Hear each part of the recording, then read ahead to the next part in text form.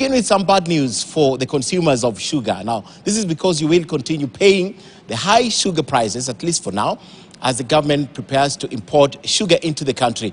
President William Ruto, while acknowledging the cost of sugar had skyrocketed since he took the oath of office, said a consignment will be available by mid of this month. That's about 13 days, 15th, while vowing to streamline the sugarcane sector that the president described as one riddled with confusion and, of course, mismanagement for years. KTN's political affairs reporter Daniel Kariuki kicks off News Hour by explaining why you will still have to check on your expenditure.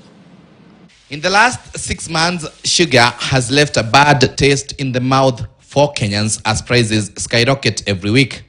As of Wednesday, the price of a 2 kilograms packet of sugar was retailing at about 450 shillings. President William Ruto, aware the prices were up again. We've had confusion and chaos actually in the whole sugar subsector. And we are streamlining that sector because the whole sugarcane sector has been riddled with all manner of confusion. Concerns gripping the country with unanswered questions on reasons behind the high prices. On Wednesday, the president moved to explain to Kenyans. It is true, the prices have gone up. We have been reluctant to work against farmers by opening importation. The others, everybody refusing to work in accordance with the law. In fact, the reason why many companies have closed shop temporarily is because there is no cane to harvest. The president explaining that the state had deliberately avoided importing sugar due to its negative effects on the local sugar industry in Kenya. Now that we have ascertained that there isn't sufficient supply in the COMESA area, we've now opened globally.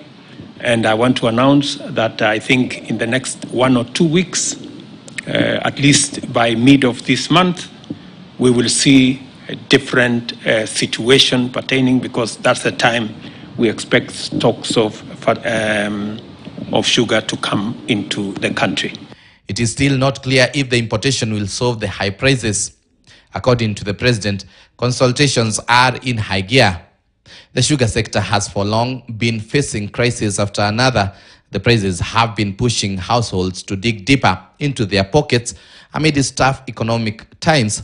The government has in several occasions been accused of close-gap measures leading to failure to implement longer-lasting solutions. Corruption is one of the issues that ran down Mumias Sugar, where the funds that were being generated from the sugar production and sale was going to the pockets of individuals who are unscrupulous, who did not want anything to do with Mumias Sugar growing to companies that we know.